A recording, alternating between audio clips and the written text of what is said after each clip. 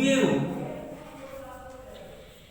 में x plus आई Y यानी सममित संख्या को बदलना देखते हैं।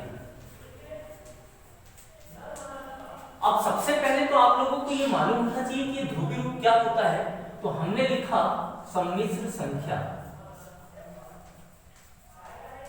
और ये सम्मिश्र संख्या हमारी क्या है, x प्लस आई वाई का ध्रुवीय रूप। ये क्या होता है आपका, ये होता है r cos theta plus i sin theta. अब जहां पर आप लोगों को समझना होगा कि r क्या है आपका, r आपका मापांक है। अब ये मापांक है, कहने का तात्पर्य ये है root of X square plus Y square होता है, और थीटा बराबर ये हमारा पूर्णांक है, जिसे आप लिख सकते हो tan इनवर्स बाय बटे x, या इसे हम ऐसा भी लिख सकते हैं कि tan थीटा बराबर बाय बटे x। तो अब हम क्वेश्चंस में आ जाते हैं, ये क्वेश्चन देखते हैं और वो क्वेश्चन आपका है क्या। तो हमने लिखा कर्णी 3 धन i को ध्रुवीय रूप में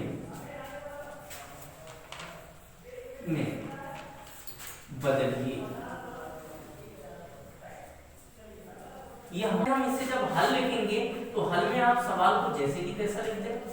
लिखा है कर्णी 3 धन i।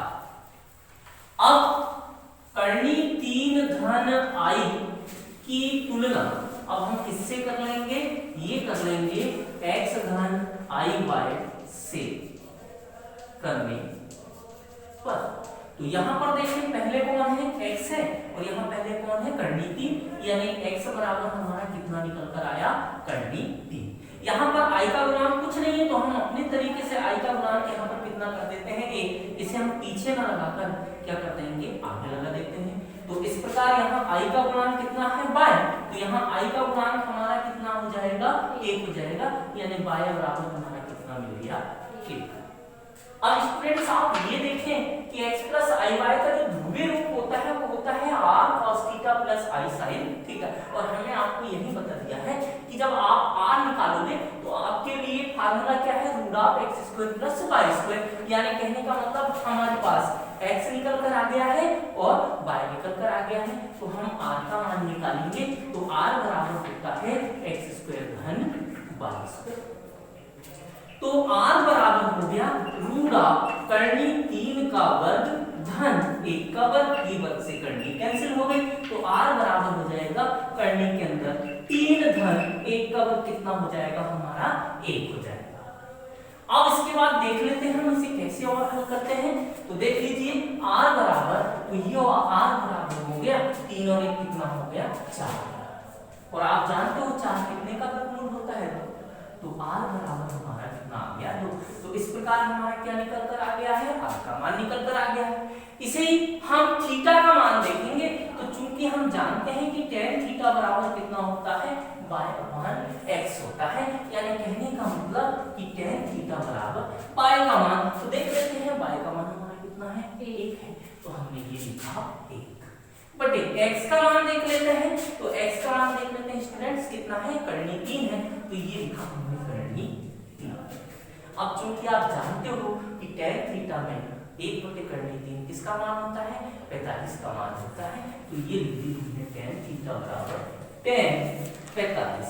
अब आपको मालूम है कि जब भी आपको इनमें मान लेना है वो रेडियन में लेना है। तो 45 का मान आपका कितना होता है, तो आपको मालूम है कि tan π/4 होता है। ठीक है, अब ये tan से tan कैंसिल, तो थीटा बराबर हमको कितना मिल गया, π/4। अब कर्णी 3 धन i का ध्रुवीय रूप, तो देख लेते हैं ध्रुवीय रूप क्या होता है, r cos theta plus i sin theta. चलिए रख देते हैं, r का मान देखते हैं स्टूडेंट्स, कितना आया है हमारा, 2 आया है। तो इसलिए हमने r का मान कितना लिख दिया, 2 रख दिया। इसके बाद cos थीटा का मान देख लेते हैं। तो थीटा का मान हमारा कितना आ गया है, π/4 आ गया है। तो हमने π/4 लिख दिया प्लस i और sin और थीटा का मान फिर से π/4 आ का आंसर हो जाएगा। तो स्टूडेंट्स आशा करते हैं कि कर्णी 3 धन आई को ध्रुवीय रूप में कैसा बदला जाता है ये हमने आपको सबसे आसान तरीका बताया है। अब दूसरा देखना है क्या बोला है उसने, दूसरा question 1 plus root of minus 1, ये हमारा क्वेश्चन नंबर कौन सा है, सेकंड है। तो स्टूडेंट्स यहाँ देख लेते हैं हमारा ये सेकंड नंबर क्वेश्चन को हम कैसे हल करते हैं। तो सबसे पहले हल लिखेंगे, तो हल में हमने लिखा 1 धन कर्णी माइनस 1, यानी इसको हम चेंज करेंगे तो धन ये कर्णी माइनस 1 होता है की तुलना अब हम किससे कर देंगे, तो की तुलना हम x प्लस आई वाई से करने पर जैसे हम तुलना करेंगे तो हमको x बराबर, तो देखो पहले यहाँ x है और पहले यहाँ कितना है 1, तो हमारा x बराबर कितना मिल गया, 1 मिल गया।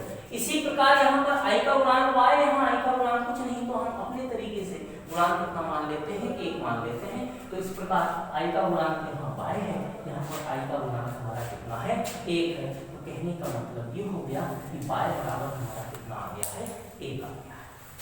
अब इसे हम जब हल करेंगे तो हमको काय की आवश्यकता है, r की आवश्यकता है, और चूंकि हम जानते हैं कि r बराबर x स्क्वायर कितना होता है, y स्क्वायर होता है, यानी r बराबर रूट ऑफ x का वर्ग यानी 1 का वर्ग धन y का वर्ग यानी 1 का वर्ग, यानी r बराबर रूट ऑफ 1 का वर्ग धन 1 का वर्ग यानी 1 धन 1, यानी r बराबर रूट ऑफ कितना आ गया, 2 आ गया। अब हमको ये भी मालूम है कि हमको क्या ज्ञात करना है, तो उसे ज्ञात करने के लिए स्टूडेंट्स यहाँ देख लेते हैं क्या हम करते हैं कि tan थीटा निकालते हैं। तो tan थीटा बराबर हमको मालूम है क्या लिखते हैं, हम y अपान x लिखते हैं, यानी कहने का मतलब ये हो गया कि tan थीटा बराबर y का मान हमारा देख लेते हैं कितना है, 1 है, तो हमने 1 लिखा और बटे x का मान भी हमारा कितना है, 1 है। इस प्रकार हमारा tan थीटा बराबर कितना हो गया, 1 हो। और आप जानते हो कि tan थीटा में 1 किसका मान होता है, तो ये होता है आपका tan डिग्री का मान 45 का मान। अब tan थीटा बराबर रेडियन में कितना होता है, 45 पाई बाई 4 होता है, ये थीटा बराबर आपका कितना आ गया, पाई बाई 4। अब यहाँ पर सवाल हमारा क्या था, ये था 1 धन रूट ऑफ माइनस 1 का कौन सा रूप, ध्रुवीय रूप। तो ध्रुवीय रूप क्या होता है स्टूडेंट्स, तो ये होता है r into cos theta plus i sine theta. अब यहाँ पर देख लें, ये बराबर के नीचे बराबर लिख दिया, r का मान हमने कितना निकाला है, r का मान निकाला हुआ है कर्णी 2, तो ये लिखा हमने कर्णी। फिर कॉस थीटा का मान हमने कितना निकाला है, पाई बाई 4 निकाला है, तो हमने ये पाई बाई 4 लिख दिया, और प्लस यहाँ पर i है तो i लिख दिया, और साइन फिर थीटा का मान पाई बाई 4 है। यही हमारा ध्रुवीय रूप और आंसर है। ये अगला क्वेश्चन भी देख लेते हैं, इसको हम जब हल करेंगे तो हल में अपने को लिखना पड़ेगा, जैसे कि वैसे लिख देते हैं हम सवाल को, दो करने की, और ये हो गया हमारा कितना। अब हम क्या करते हैं, 2 धन 2 करने 3 आई की तुलना किससे कर देते हैं, हम x प्लस आई वाई से करने पर जैसे हम तुलना करते हैं तो हमको क्या मिला, देख लीजिए, तो ये मिला, पहले हमारा क्या है, x है, तो हमारे यहाँ पर क्या है, 2 है, तो x बराबर हमको कितना मिल गया, ये 2 हो गया। फिर इसी प्रकार यहाँ पर i का गुणांक देख लीजिए कितना है, y है, और यहाँ i का गुणांक ये देखो पूरा गुणांक है, और इसका मान कितना है आपका 2 करनी 3, यानी हमारा y बराबर कितना मिल गया, 2 करनी 3। ठीक है, अब हमको क्या है, ध्रुवीय रूप में किसकी आवश्यकता होती है, r की और थीटा की। तो r के लिए चूंकि हम जानते हैं, क्या जानते हैं कि r बराबर करनी के अंदर x स्क्वायर धन कितना होता है, y स्क्वायर होता है, यानी r बराबर करनी के अंदर x का वर्ग यानी कितना हो गया, 2 का वर्ग, y का वर्ग यानी कितना हो गया, 2 करनी 3 का वर्ग।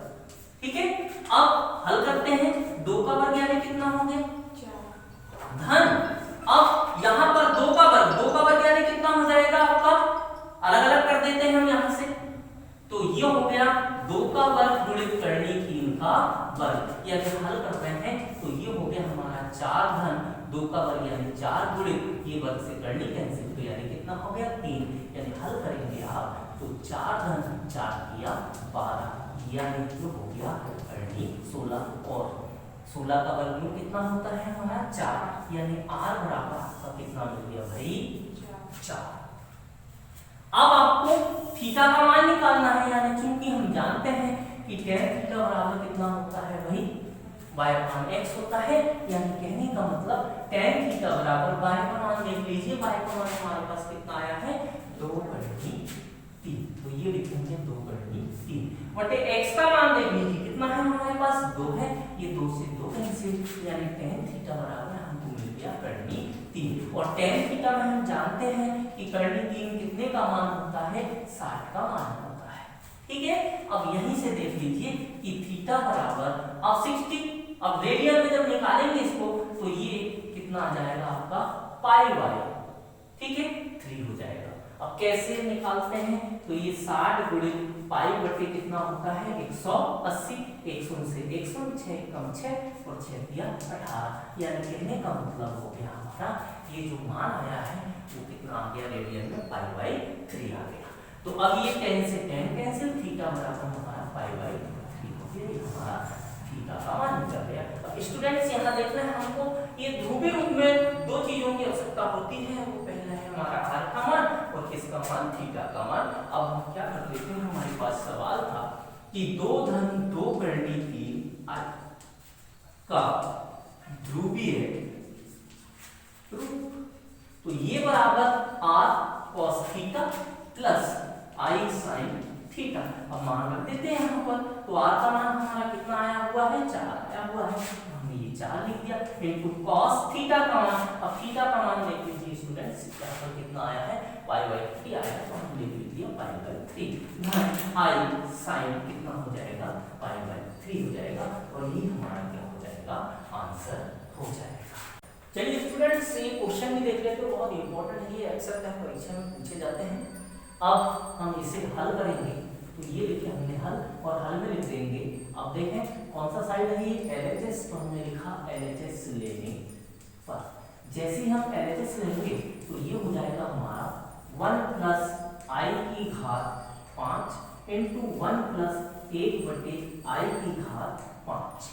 अब स्टूडेंट्स आप लोग ये देखें कि हम इसे जब और आगे हल करेंगे तो 1 प्लस I की घात ये हो गया हमारा 5। अब यहाँ पर 1, अब ये 1 अपान I की जगह में आप क्या रखोगे, तो इसे हल करके यहाँ चूंकि करके लिख लेते हैं, तो 1 अपान I है तो गुणित I बटे I हमने जब इसको किया तो इसको जब हम हल करेंगे तो देखो I और बटे I स्क्वायर हो जाएगा, और जब और आगे हल करेंगे इसको तो यहाँ पर I बटे I स्क्वायर का मान ऋण 1 होता है, जब और हल करेंगे तो ये हो जाएगा हमारा ऋण I।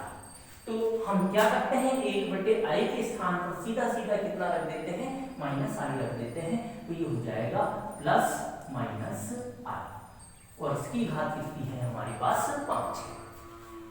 तो ये हो गया 1 प्लस I की घात 5 इंटू 1 माइनस I की घात 5, तो इसी प्लस का गुणा माइनस में होगा तो माइनस हो जाएगा। अब यहाँ पर हम इसे लिख सकते हैं मूल घात के रूप में 1 plus I into 1 minus I, और इन सबकी घात हम क्या लिख सकते हैं 5 लिख सकते हैं। अब ये हमारी समीकरण बन गए, एक कोष्टक में a प्लस बी और एक कोष्टक में a माइनस बी, यानी a का वर्ग माइनस b का वर्ग, यानी अपन हल करेंगे तो ये हो जाएगा 1 का वर्ग ऋण I का वर्ग, और इसकी घात कितनी है 5। और चूंकि यहाँ कर देना कि भाई a धन b इंटू a ऋण b बराबर a का वर्ग ऋण b का वर्ग, और यहाँ पर भी और देख लीजिए आप कि a बराबर यहाँ 1 है और b बराबर कितना है आपके पास I है। अब हल करते हैं, 1 का वर्ग कितना हो गया स्टूडेंट्स 1 हो गया, और I का वर्ग होता है ऋण 1, तो ऋण ऋण कितना हो जाएगा धन हो जाएगा, तो एक स्टेप बढ़ा देते हैं हम, ऋण ऋण 1 हो गया और इसकी घात कितनी हो गई ये 5 हो गई। तो यहीं से हल करेंगे तो ये हो जाएगा 1 ऋण ऋण धन 1 और इसकी घात 5, और 1 और 1 कितना हो गया 2, 2 की घात 5 हो गया, और 2 की घात 5 यानी कितना होता है हमारा 32 होता है। ये हमारा कौन सा साइड आ गया राइट हैंड साइड है, यानी हमने लेफ्ट हैंड साइड लिया और इसे हमने क्या बता दिया राइट हैंड साइड बता दिया। इस प्रकार ऐसे सवालों को हम ऐसा करते हैं। और स्टूडेंट्स हम देखते हैं कि गुणन प्रतिलोम कैसे ज्ञात किया जाता है, तो मेरी कोशिश रहती है स्टूडेंट्स कि आपको सरल से सरल रूप बताओ जिससे आपको प्रॉब्लम ना हो। तो सबसे पहले हम क्या करते हैं, ये हल लिख देते हैं। अब हल में क्या किया हमने, 2 ऋण कितना लिख दिया, ऋण 3i लिख दिया। अब स्टूडेंट्स आपको ये मान के चलना है जिसके बटे में कुछ ना हो तो आप 1 मान लीजिए, किसी किसमें बटे में है ही नहीं तो हमने क्या मान लिया, 1 मान लिया। तो हमको लिखना पड़ेगा 2 ऋण 3i बटे 1 का गुणन प्रतिलोम। तो ये क्या हो जाएगा, तो अभी आप लोगों को स्टूडेंट्स ये जानना होगा कि गुणन प्रतिलोम जब हम ज्ञात करते हैं तो अंश को लिख देते हैं हर में और हर को लिख देते हैं हम क्या, अंश में। तो इस प्रकार देखो हमारा हर क्या है, 1 है, तो हमने 1 लिख दिया और बटे अंश क्या है, तो ये है 2 ऋण 3। अब इसको हम हल करते हैं, तो हम हल करने के लिए बराबर के नीचे बराबर, अगर जगह नहीं बची कुछ मैंने अगले सवाल के लिए जगह दे दी है तो इसलिए मैं यहाँ से लिख रहा हूँ। तो बराबर 1 बटे, अब गुणन प्रतिलोम जब भी याद करते तो स्टूडेंट्स ये याद रखें कि हर जो है वो किससे मुक्त होना चाहिए, आई से मुक्त होना चाहिए, आयोटा से मुक्त होना चाहिए। तो इसके लिए हम क्या करते हैं, तो हमने लिखा 2 ऋण 3i। अब इसके हर का हम कर देते हैं परिमेयकरण, और आप लोगों को मालूम है कि परिमेयकरण जब करते हैं तो जो बीच वाला पद है उसका चिन्ह क्या हो जाता है, बदल जाता है। तो इस प्रकार ये हो गया 2 धन 3i बटे 2 धन 3i, मतलब कि हमारा चिन्ह ये।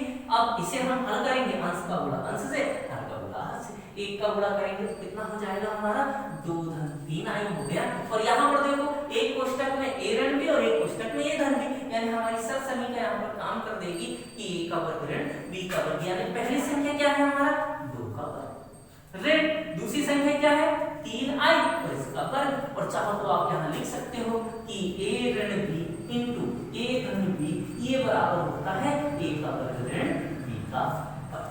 अब यहाँ आप जान रहे हो कि a बराबर कितना है, तो a बराबर आपका यहाँ 2 है और b बराबर कितना है, तो b बराबर आपका कितना है, 3i है। अब हल कर लेते हैं इसको, तो 2 धन 3i बटे 2 का वर्ग यानी कितना हो गया, 4। अब ये ऋण है तो ऋण अब अलग अलग कर देते हैं हम इसे, तो ये 3 का वर्ग यानी कितना हो गया, 9, और ये i का वर्ग। और चूंकि आप जानते हो कि i का वर्ग बराबर क्या होता है, तो 2 धन 3i बटे 4। अब i का वर्ग बराबर ऋण 1 होता है, तो ऋण ऋण हो जाएगा धन, तो ये धन 9 का 9। अब आगे हल कर लेते हैं, तो 2 धन 3i बटे 9 और 4 कितना हो गया, 13 हो गया। अगली स्टेज में जब इसे लिखोगे तो ये 1 बटे 13 अलग लिख दीजिएगा और यहाँ कोष्टक में लिख दीजिएगा 2 धन 3i, और यही हमारा क्या हो जाएगा, आंसर हो जाएगा। इस तरीके से आप प्रतिलोम ज्ञात करते हैं। अब ऐसे ही अब यहाँ पर देख लें कि ये क्वेश्चन नंबर 2 है, इसको भी हम हल कैसे करते हैं। तो सबसे पहले ये देख लीजिए कि हल में जब हम लिखते हैं तो सवाल को हमने जैसे कि वैसे लिख दिया, ऋण 2 धन 5i। अभी हमने बोला था कि इसके बटे में है क्या, कुछ नहीं है, तो हम क्या करते हैं, इसके बटे में भी क्या ले लेते हैं, 1 ले लेते हैं। अब हमको लिखना पड़ेगा ऋण 2 धन 5i बटे 1 का गुणन प्रतिलोम। तो गुणन प्रतिलोम हमने क्या लिख दिया भाई, तो अंश को लिखेंगे हर में और हर को लिखेंगे अंश में। तो इस प्रकार 1 बटे कितना हो गया, ऋण 2 धन कितना हो गया, 5i। अब फिर से देख लीजिए हमारे पास ये सवाल है, इसे हमको हल करना है, इसलिए मैं ये बराबर के नीचे बराबर ना इधर लिख देता हूँ। तो 1 बटे ऋण 2 धन कितना हो गया, 5i। और मैंने अभी बताया है कि गुणन प्रतिलोम जब आप ज्ञात करते हो तो वह i से मुक्त होना चाहिए हर। अब हर i से मुक्त होगा उसके लिए कई तरीका है आपका, हमने तरीका इजाद किया हर का परिमेयकरण करने पर, जैसे कि आप पहले से पढ़ते आए हो कि हर का परिमेय कैसे करते हैं। तो हर का परिमेय जब करते हैं तो बीच वाले पद का चिन्ह क्या हो जाता है, बदल जाता है, यानी कहने का मतलब ऋण 2। अभी देखो बीच वाला पद बदलेगा, पहला पद नहीं बदलेगा, तो धन है तो ऋण हो जाएगा 5i और बटे हो जाएगा ऋण 2 ऋण 5i। अंश का होगा अंश से, हर का होगा हर से, तो ये हो गया हमारा ऋण 2 ऋण 5i और बटे, फिर से देखो सरसमीका लगेगी हमारी, तो सरसमीका लगेगी यानी कहने का मतलब ऋण 2 का वर्ग फिर ऋण, अब कितना हो जाएगा 5i का वर्ग। अब कौन सी सरसमीका लगेगी ये आपको मालूम ही है, कौन सी सरसमीका है, तो हमने बोला भाई कि a ऋण b फिर a धन b और ये बराबर होता है a का वर्ग ऋण b का वर्ग। अब यहाँ पर देख लीजिए a बराबर आपका कितना है, ऋण 2 है, b बराबर कितना है 5i है, तो हम 5i लिख दिया। अब हल करते हैं, ऋण 2 ऋण 5i और बटे में ऋण 2 का वर्ग यानी ऋण है तो ऋण 5 का वर्ग 25 हो गया और ये i का वर्ग हो गया। अब यहीं से हल करते हैं तो ऋण 2 ऋण 5 i और बटे हो जाएगा। अब देखिए i का वर्ग यानी कितना होता है, ऋण 1 होता है और ऋण 1 का गुणा ये ऋण से होगा तो कितना हो जाएगा धन, यानी 4 धन कितना हो जाएगा 25। चाहो तो आप यहाँ लिख दीजिएगा कि i का वर्ग बराबर कितना होता है, ऋण 1 होता है। अब हल करते हैं तो ऋण 2 ऋण 5i और बटे कितना हो गया 25 और 4 29। अब हमने अभी आपको बोला है कि इसे अलग लिख दीजिए, यानी 1 बटे कितना हो गया 29। तो ये हो जाएगा हमारा ऋण 2 ऋण 5i और ये हमारा क्या हो जाएगा आंसर। यदि इसको आंसर नहीं बनाना चाहते यहाँ से ऋण कॉमन ले लीजिए, ऋण कॉमन लोगे तो ऋण 1 बटे 29 और यहाँ पर लिख दोगे 2 धन 5i। चाहो तो आप ये भी आंसर बना सकते हो। ठीक है, अब यहाँ पर स्टूडेंट्स ये देखें, आप लोग सोचते होंगे कि सर ने तो सिंपल सवाल हल करके बता दिए हैं, तो ऐसी स्थिति में हमने एक सवाल और चाहता है जिसमें पहले से ही क्या है हल है। तो सबसे पहले स्टूडेंट्स हम ये देख लेते हैं कि इसे जब हम हल करेंगे तो जैसे कि वैसे लिख देते हैं। तो ये हो गया हमारा 3 धन 4i और बटे कितना है 4 ऋण 5i। ठीक है, अब गुणन प्रतिलोम में हम क्या करते हैं, अंश को लिखते हैं हर में और हर को लिखते हैं अंश में। तो हमको लिखना पड़ेगा कि 3 धन 4i बटे 4 ऋण 5i का गुणन प्रतिलोम। तो गुणन प्रतिलोम ये क्या हो जाएगा हमारे पास, ये हो गया हमारा 4 ऋण 5i बटे 3 धन 4i। अंश को हर में लिख दिया, हर को अंश में लिख दिया। अब अगली स्टेप में हम क्या करते हैं, हर का परिमेयकरण करते हैं। ये दूसरा सवाल रहा, ये पहला सवाल रहा, इसमें भी हमने हर का क्या किया है, परिमेयकरण किया है। तो ये हो जाएगा 4 ऋण 5i और बटे हो गया हमारा 3 धन 4i। इसके हर का परिमेयकरण करते हैं तो ये हो जाएगा 3, अब धन का है बीच वाला चिन्ह बदल जाता है तो ऋण 4i और बटे हो गया 3 ऋण 4i। हल करते हैं तो अंश का गुणा अंश से और हर का गुणा हर से। तो यहाँ देख रहे हैं स्टूडेंट, ये 4 का गुणा पूरे पद में करते हैं तो 3 ऋण 4i, फिर ऋण है तो ऋण 5i लगाया, इसका भी गुणा पूरे पद से हो जाएगा तो 3 ऋण 4i और बटे में सरसनी का लग जाएगी तो ये हो जाएगा 3 का वर्ग ऋण 4i का वर्ग। अब हल कर देते हैं इसे, 4 किया 12 ऋण 4 चौके 16 और i है तो i, फिर ऋण 5 किया 15 और i है तो i और ऋण मिलकर क्या हो जाएगा, ये धन हो जाएगा। तो 5 चौक कितना हो गया 20 और i मिलकर ये हो गया i स्क्वायर और बटे में हो गया ये तो 3 का वर्ग यानी 9 और ऋण 4 का वर्ग यानी 16 और ये हो जाएगा आपका i का वर्ग। यानी कहने का तात्पर्य हुआ, अब इसे हम हल कर देते हैं तो ये हो जाएगा 12। अब यहाँ पर 16 और 15 दोनों जुड़ जाएंगे तो कितना हो जा रहा है आपका ऋण का 31i। फिर अब यहाँ देखो i का वर्ग यानी कितना होता है ऋण 1 और ऋण 1 का गुणा धन से करेंगे तो कितना हो जाएगा ऋण और 20 है तो 20 और बटे में हो जाएगा आपका 9। अब ऋण और ऋण धन हो जाएगा तो इसी का i का वर्ग बराबर कितना होता है ऋण 1 और ऋण 1 का गुणा आप ऋण से करोगे तो धन हो जाएगा, कितना हो जाएगा आपका 16। और चाहो तो आप यहाँ बता देंगे कि i स्क्वायर बराबर कितना होता है ऋण 1 होता है।